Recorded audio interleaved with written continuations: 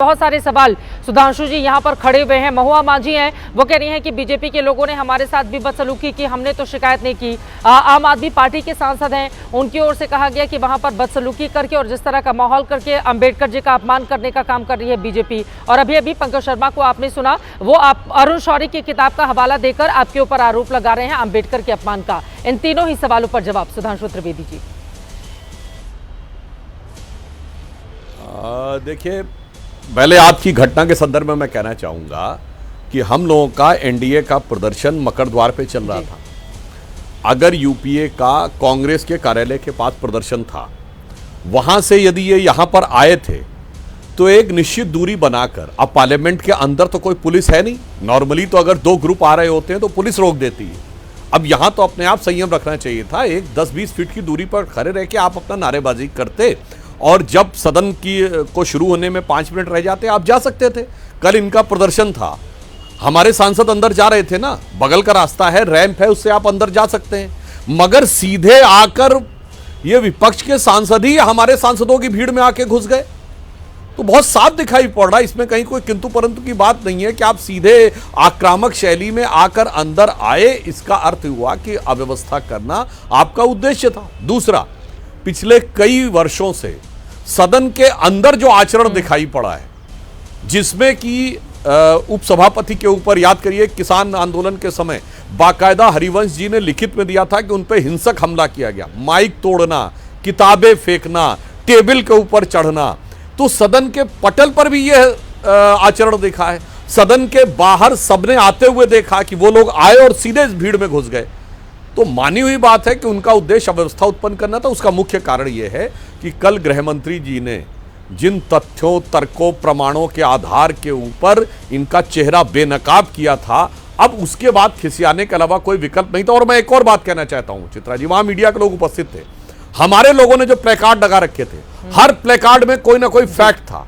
जैसे बाबा साहब की हार पर नेहरू जी की खुशी, उनकी एडविना माउंटबेटन को 16 जनवरी 1952 की लिखी चिट्ठी में, जैसे बाबा साहब को हराने वाले कारजोकर को पद्म भूषण अवार्ड देना 1970 में, जैसे बाबा साहब के इस्तीफे के ऊपर उनकी व्यथा, इनके पास कार्ड थे। क्या था? कुछ भी, कोई फैक्ट नहीं है, केवल फोटो लेके आए हुए थे। बस वो कोई देख ले तो समझ में आ जाएगा कौन तथ्यों में बात कर रहा था और कौन वातावरण को दूषित करने के लिए बात कर रहा था।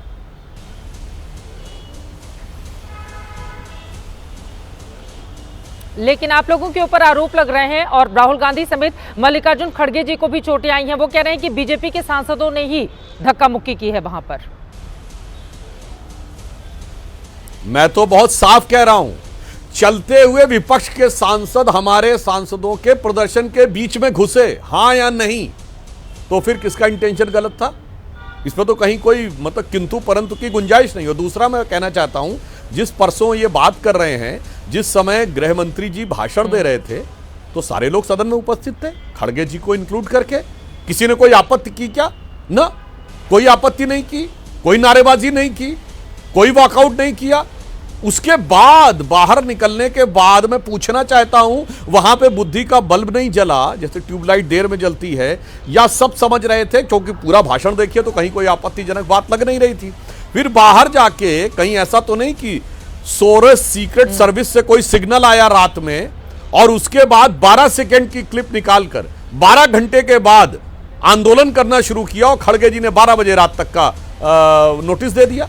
तो मेरे समझ से बाहर है कि अंदर एक से एक विद्वान लोग बैठे हुए थे। मैं कांग्रेस के पक्ष में भी बड़े पढ़े लिखे प्रबुद्ध लोग हैं, ना कोई आपत्ति कर रहा है, ना कोई नारेबाजी की किसी ने, ना किसी ने वॉकआउट किया। और बाहर निकलने के बाद सेलेक्टिव 12 सेकेंड की क्लिप लेके करना सिर्फ दर्शाता है कि तथ्यों के धरातल पर उनका आईना चकनाचूर हो गया। तो खिसियाहट और बौखलाहट में ये करने के अलावा कोई विकल्प नहीं रह गया। सुधांशु जी, लेकिन एक और सवाल है, उसके बाद मैं बाकी अपने विपक्षी दल के सांसदों के पास जाऊंगी। मेरा ये सवाल है कि विपक्षी दल आप लोगों पे आरोप लगा रहे हैं कि बीजेपी के सांसदों ने ही बदसलूकी की, आपस में धक्का मुक्की की और उनके 2 सांसदों को चोट लगी। मल्लिकार्जुन खड़गे के ऊपर भी वो कह रहे हैं कि पैर में हमें चोट लग गई है। राहुल गांधी का भी इस तरह का बयान आया कि धक्का मुक्की और बदसलूकी उधर से ही शुरू हुई थी। ये जो सच है, और बीजेपी के अपने दावे हैं, क्योंकि आपके दोनों ही सांसद इस समय अस्पताल में भर्ती हैं, दोनों को काफी चोटें आई हैं। मेरा ये सवाल है, सच कैसे सामने आएगा? पूरा देश ये जानना चाहता है कि किसने धक्का मुक्की की, किसको चोटें आई, कौन कहां पर था। ये जो सच है वो कैसे सामने आएगा, क्योंकि दोनों ही तरफ से एक जैसे दावे किए जा रहे हैं। सच का एक अंश तो साफ दिखाई पड़ रहा है। हमारे ही सांसद को चोट लगी है, प्रताप सारंगी जी को चोट लगी, 2 लोग हॉस्पिटलाइज हैं और प्रताप जी तो वृद्ध हैं और उनको ठीक ठाक चोट लगी। इसमें तो कोई किंतु परंतु की गुंजाइश नहीं है। और दूसरा जो मैंने कहा आते हुए दिखाई पड़ रहे हैं, दूसरा राहुल गांधी जी अब नेता प्रतिपक्ष हैं, बहुत वरिष्ठ नेता हैं। क्या उनको शोभा देता है कि इस ढंग से हुजूम का नेतृत्व करते हुए सीधे आप अंदर चले आए? मैं आपको बता रहा हूं चित्रा जी, इसका न भाजपा विरोध से कोई मतलब है और न बाबा साहब अंबेडकर के प्रति सम्मान से कोई मतलब है। ये इंडी गठबंधन के दलों की आपसी गला काट प्रतिस्पर्धा है कि कौन कैसे दूसरे से श्रेय ले सके। मैं विनम्रता से कहना चाहता हूं कि खड़गे जी या अन्य कोई भी नेता है जिनको कहने चोट लगी, तो सीसीटीवी में दिखेगा ना कि कौन आराम से चलता हुआ जा रहा है और कौन एम्बुलेंस पे जा रहा है। इस पे तो कहीं कोई किंतु परंतु नहीं। और इन लोगों में समस्या क्या है? आपस में एक दूसरे से श्रेय लेना है। इसीलिए मैं विनम्रता से कहना चाहता हूं, इंडी गठबंधन सदन के पटल पर अस्तित्व में नहीं है, सिर्फ बाहर अस्तित्व में है। क्या पूछिए इन्होंने अपना कोई नेता सेलेक्ट किया है? जैसे एनडीए ने मोदी जी को नेता सेलेक्ट किया है, लिखित में सांसदों का पत्र भी है और सदन में सभापति और लोकसभा अध्यक्ष के पास लिखा भी हुआ। पूछिए इन्होंने कोई नेता सेलेक्ट किया है? क्या इन्होंने कोई लोकसभा के अध्यक्ष या राज्यसभा के सभापति को लिख के दिया? कुछ नहीं है। तो ये अलग आइडेंटिटी में काम कर रहे हैं एंटिटी में, और एक दूसरे को नीचा दिखाने के लिए किसी भी सीमा तक जाके मर्यादा को ध्वस्त करने में लगे। मलविंदर कंग जी, आप जवाब दीजिए। और साथ ही वो जो आरोप लगा रहे हैं कि सीसीटीवी कैमरे जितने कहीं तो दिखेगा ना कि कौन बिल्कुल सही तरीके से अंदर भीतर दाखिल हो रहा है और कौन एम्बुलेंस से अस्पताल जा रहा है।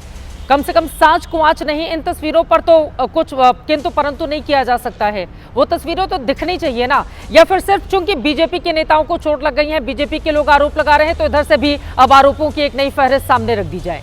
कैसे सच आएगा सामने? कंग साहब देखिए चित्रा जी, चोट किसी को भी लगे अनफॉर्चुनेट है, दुखांत है, ये मैं इससे सहमत नहीं हूँ। और वो भी पार्लियामेंट के अंदर लगे और किसी सत्कारित मेंबर पार्लियामेंट को जो चुना हुआ है, इसको हम कभी भी सही नहीं ठहरा सकते। लेकिन एक बात देखिए, आप लगातार रवैया देखिए सत्ता पक्ष का। पिछले जो टेन्योर था मोदी जी का, प्रधानमंत्री जी का, उसमें 150 सांसदों को निलंबित कर दिया गया था पार्लियामेंट से। अभी आपने देखा इस बार, मैंने जैसे पहले भी बताया, कोई चर्चा महंगाई पे नहीं, नौजवानों पे नहीं, किसानों पे नहीं, देश के लूटे जा रहे रिसोर्सेज पे कोई चर्चा नहीं। और अब जब माननीय गृह मंत्री जी अपमान करेंगे floor of the house Ambedkar ji का, तो अब सत्ता पक्ष को पार्लियामेंट के अंदर जाने से भी रोका जाएगा। मुझे बड़ा ताज्जुब हुआ, सुधांशु जी बोल रहे थे अभी कि वो गेट में खड़े थे, वो इधर से चले जाते या उधर से चले जाते। ये क्या लॉजिक हुआ? क्या पार्लियामेंट के अंदर जाने का तय भी भाजपा कह रहेगी कि कौन जाएगा, कहां से जाएगा, नहीं जाएगा? ये कौन सा जवाब है आप लोगों का?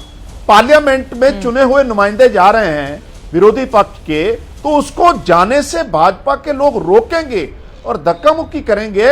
इसको कैसे जायज ठहराया जाएगा? मुझे लगता है क्योंकि अब होम मिनिस्टर साहब की चोरी पकड़ी गई, अंदर की इनकी जो सोच टीवी पे बाहर आ गई, बाबा साहब के प्रति नफरत सामने आ गई, संविधान के प्रति जो इनका रवैया है, जो इन मानते नहीं है, क्योंकि कई दशकों तक किसी भाजपा के लोगों ने तिरंगा नहीं लगाया था, संविधान में विश्वास नहीं जताया था, बाबा साहब अंबेडकर का हमेशा अपमान किया था। अब मौजूदा दौर में भी अब होम मिनिस्टर साहब की जब जो अंदर का सच बाहर आया, तो आप पार्लियामेंट जाने से रोकेंगे? मुझे लगता है इससे ज्यादा बड़ा दुखांत हमारे लोकतंत्र के लिए नहीं हो सकता।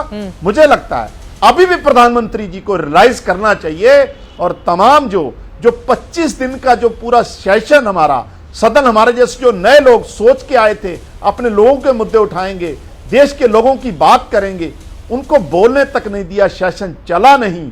अब एक दिन रह गया, तो इस तरीके से धक्का मुक्की करके बाहर करना, मुझे लगता है इससे बड़ा दुखांत नहीं हो सकता।